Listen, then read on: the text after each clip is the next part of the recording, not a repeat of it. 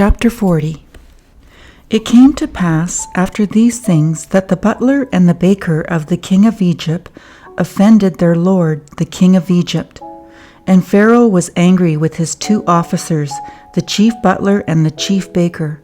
So he put them in custody in the house of the captain of the guard in the prison, the place where Joseph was confined. And the captain of the guard charged Joseph with them, and he served them. So they were in custody for a while. Then the butler and the baker of the king of Egypt, who were confined in the prison, had a dream, both of them. Each man's dream in one night, and each man's dream with its own interpretation. And Joseph came into them in the morning and looked at them and saw that they were sad. So he asked Pharaoh's officers who were with him in the custody of his lord's house, saying, "Why do you look so sad today?" And they said to him, "We each had a dream, and there is no interpreter for it." So Joseph said to them, Do not interpretations belong to God? Tell them to me, please." Then the chief butler told his dream to Joseph and said to him, "Behold, in my dream a vine was before me, and in the vine were 3 branches. It was as though it budded, and blossoms shot forth, and its clusters brought forth ripe grapes. Then Pharaoh's cup was in my hand, and I took the grapes and pressed them into Pharaoh's cup and placed the cup in Pharaoh's hand." And Joseph said to him, "This is the interpretation of it. The 3 branches are 3 days. Now within 3 days Pharaoh will lift up your head and restore you to your place, and you will put Pharaoh's cup in his hand according to the former manner when you were his butler. But remember me when it is well with you, and please show kindness to me. Make mention of me to Pharaoh and get me out of this house. For indeed I was stolen away from the land of the Hebrews, and also I have done nothing here that they should put me into the dungeon." When the chief baker saw that the interpretation was good, he said to Joseph, "I also was in my dream, and there were 3 white baskets on my head. In the uppermost basket were all kinds of baked goods for Pharaoh, and the birds ate them out of the basket on my head." So Joseph answered and said, "This is the interpretation of it. The 3 baskets are 3 days. Within 3 days Pharaoh will lift off your head from you and hang you on a tree, and the birds will eat your flesh from you." Now it came to pass on the 3rd day, which was Pharaoh's birthday, that he made a feast for all his servants, and he lifted up the head of the chief butler and of the chief baker among his servants. Then he restored the chief butler to his butlership again, and he placed the cup in Pharaoh's hand. But he hanged the chief baker as Joseph had interpreted to them. Yet the chief butler did not remember Joseph, but forgot him.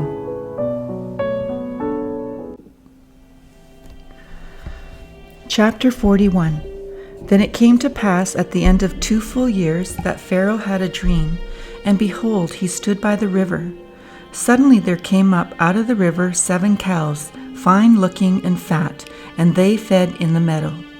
Then behold, 7 other cows came up after them out of the river, ugly and gaunt, and stood by the other cows on the bank of the river. And the ugly and gaunt cows ate up the 7 fine-looking and fat cows. So Pharaoh awoke. He slept and dreamt a second time, and suddenly 7 heads of grain came up on one stalk, plump and good. Then behold, 7 thin heads blighted by the east wind sprang up after them. And the 7 thin heads devoured the 7 plump and full heads. So Pharaoh awoke, and indeed it was a dream. Now it came to pass in the morning that his spirit was troubled, and he sent and called for all the magicians of Egypt and all its wise men. And Pharaoh told them his dreams, but there was no one who could interpret them for Pharaoh. Then the chief butler spoke to Pharaoh, saying, "I remember my faults this day. When Pharaoh was angry with his servants and put me in custody in the house of the captain of the guard, both me and the chief baker, we each had a dream in one night, he and I. Each of us dreamt according to the interpretation of his own dream. Now there was a young Hebrew man with us there, a servant of the captain of the guard, and we told him, and he interpreted our dreams for us. To each man he interpreted according to his own dream. And it came to pass, just as he interpreted for us, so it happened. He restored me to my office, and he hanged him. Then Pharaoh sent and called Joseph, and they brought him quickly out of the dungeon, and he shaved, changed his clothing, and came to Pharaoh. And Pharaoh said to Joseph, I have had a dream, and there is no one who can interpret it. But I have heard it said of you that you can understand a dream to interpret it. So Joseph answered Pharaoh, saying, It is not in me. God will give Pharaoh an answer of peace. Then Pharaoh said to Joseph, Behold, in my dream I stood on the bank of the river. Suddenly 7 cows came up out of the river, fine-looking and fat, and they fed in the meadow. Then, behold, 7 other cows came up after them, poor and very ugly and gaunt. Such ugliness I have never seen in all the land of Egypt. And the gaunt and ugly cows ate up the first 7, the fat cows. When they had eaten them up, no one would have known that they had eaten them, for they were just as ugly as at the beginning. So I awoke. Also I saw in my dream, and suddenly 7 heads came up on one stalk, full and good. Then behold, 7 heads, withered thin and blighted by the east wind, sprang up after them. And the thin heads devoured the 7 good heads. So I told this to the magicians, but there was no one who could explain it to me. Then Joseph said to Pharaoh, The dreams of Pharaoh are ones. God has shown Pharaoh what he is about to do. The 7 good cows are 7 years, and the 7 good heads are 7 years. The dreams are one. And the 7 thin and ugly cows which came up after them are 7 years, and the 7 empty heads, blighted by the east wind, are 7 years of famine. This is the thing which I have spoken to Pharaoh. God has shown Pharaoh what he is about to do. Indeed, 7 years of great plenty will come throughout all the land of Egypt, but after them 7 years of famine will arise, and all the plenty will be forgotten in the land of Egypt, and the famine will deplete the land. So the plenty will not be known in the land because of the famine following, for it will be very severe. And the dream was repeated to Pharaoh twice, because the thing is established by God, and God will shortly bring it to pass. Now therefore let Pharaoh select a discerning and wise man, and set him over the land of Egypt. Let Pharaoh do this, and let him appoint officers over the land, to collect 1/5 of the produce of the land of Egypt in the 7 plentiful years. And let them gather all the food of those good years that are coming, and store up grain under the authority of Pharaoh, and let them keep food in the cities. Then that food shall be as a reserve for the land, for the 7 years of famine which shall be in the land of Egypt, that the land may not perish during the famine. So the advice was good in the eyes of Pharaoh, and in the eyes of all his servants. And Pharaoh said to his servants, Can we find such a one as this, a man in whom is the Spirit of God? Then Pharaoh said to Joseph, Inasmuch as God has shown you all this, there is no one as discerning and wise as you. You shall be over all my house, and all my people shall be ruled according to your word. Only in regard to the throne will I be greater than you. And Pharaoh said to Joseph, See, I have set you over all the land of Egypt. Then Pharaoh took his signet ring off his hand and put it on Joseph's hand, and he clothed him in garments of fine linen and put a gold chain around his neck. And he had him ride in the 2nd chariot which he had, and they cried out before him, Bow the knee. So he set him over all the land of Egypt. Pharaoh also said to Joseph, I am Pharaoh, and without your consent no man may lift his hand or foot in all the land of Egypt. And Pharaoh called Joseph's name Zaphnath-Paneah, and he gave him as a wife Asenath, the daughter of Potiphera, priest of On. So Joseph went out over all the land of Egypt. Joseph was 30 years old when he stood before Pharaoh, king of Egypt. And Joseph went out from the presence of Pharaoh and went throughout all the land of Egypt. Now in the 7 plentiful years the ground brought forth abundantly, So he gathered up all the food of the 7 years which were in the land of Egypt, and laid up the food in the cities. He laid up in every city the food of the fields which surrounded them. Joseph gathered very much grain as the sand of the sea, until he stopped counting, for it was immeasurable. And to Joseph were born 2 sons before the years of famine came, whom Asenath, the daughter of Potipharah, priest of On, bore to him. Joseph called the name of the firstborn Manasseh, for God had made me forget all of my toil and all my father's house. And the name of the second he called Ephraim, for God has caused me to be fruitful in the land of my affliction. Then the 7 years of plenty which were in the land of Egypt ended, and the 7 years of famine began to come, as Joseph had said. The famine was in all lands, but in all the land of Egypt there was bread. So when all the land of Egypt was famished, the people cried to Pharaoh for bread. Then Pharaoh said to all the Egyptians, "Go to Joseph, whatever he says to you, do." The famine was over all the face of the earth, and Joseph opened all the storehouses and sold to the Egyptians. And the famine became severe in the land of Egypt. So all countries came to Joseph in Egypt to buy grain, because the famine was severe in all the lands.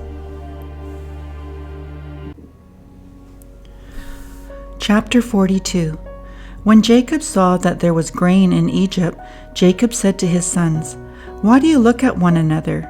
And he said, "Indeed, I have heard that there is grain in Egypt. Go down to that place and buy for us there, that we may live and not die." So Joseph's 10 brothers went down to buy grain in Egypt. But Jacob did not send Joseph's brother Benjamin with his brothers, for he said, lest some calamity befall him. And the sons of Israel went to buy grain among those who journeyed, for the famine was in the land of Canaan. Now Joseph was governor over the land, and it was he who sold to all the people of the land. And Joseph's brothers came and bowed down before him with their face to the earth. Joseph saw his brothers and recognized them, but he acted as a stranger to them and spoke roughly to them. Then he said to them, "Where do you come from?" And they said, "From the land of Canaan to buy food." So Joseph recognized his brothers, but they did not recognize him. Then Joseph remembered the dreams which he had dreamed about them, and said to them, "You are spies. You have come to see the nakedness of the land."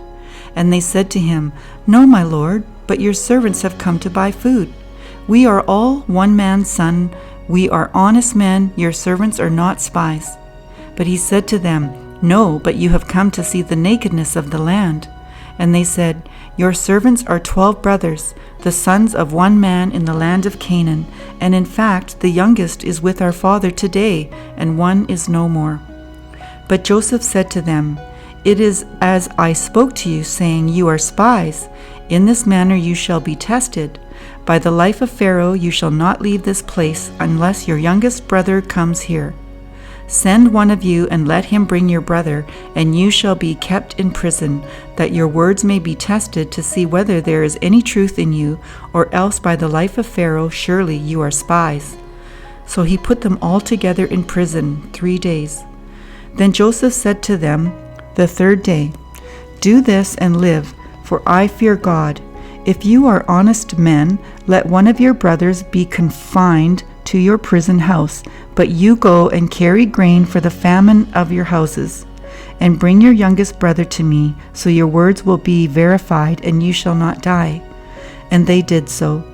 Then they said to one another, "We are truly guilty concerning our brother, for we saw the anguish of his soul when he pleaded with us, and we would not hear. Therefore this distress has come upon us." And Reuben answered them, saying, "Did I not speak to you, saying, 'Do not sin against the boy,' and you would not listen? Therefore, behold, his blood is now required of us." But they did not know that Joseph understood them, for he spoke to them through an interpreter. And he turned himself away from them and wept. Then he returned to them again and talked with them, and he took Simeon from them and bound him before their eyes. Then Joseph gave a command to fill their sacks with grain, to restore every man's money to his sack, and to give them provisions for the journey.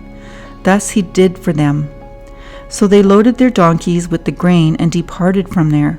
But as one of them opened his sack to give his donkey feed at the encampment, he saw his money, and there it was in the mouth of his sack. So he said to his brothers, "My money has been restored, and there it is in my sack." Then their hearts failed them, and they were afraid, saying to one another, "What is this that God has done to us?" Then they went to Jacob their father in the land of Canaan, and told him all that had happened to them, saying, "The man who is Lord of the land spoke roughly to us and took us for spies of the country. But we said to him, 'We are honest men, we are not spies. We are 12 brothers, sons of our father. One is no more, and the youngest is with our father this day in the land of Canaan.' Then the man, the Lord of the country, said to us, 'By this I will know that you are honest men. Leave one of your brothers here with me, take food for the famine of your households, and be gone, and bring your youngest brother to me. So I shall know that you are not spies, and that you are honest men. I will grant you brother to you, and you may trade in the land.' Then it happened, as they emptied their sacks, that surprisingly each man's bundle of money was in his sack. And when they and their father saw the bundles of money, they were afraid. And Jacob their father said to them, 'You have bereaved me. Joseph is no more, Simeon is no more, and you want to take Benjamin. All these things are against me.' Then Reuben spoke to his father, saying, 'Kill my 2 sons if I do not bring him back to you. Put him in my hands, and I will bring him back to you.' But he said, 'My son shall not go down with you, for his brother is dead, and he is left alone. If any calamity should befall him along the way in which you go, then you would bring down my gray hair with sorrow to the grave.'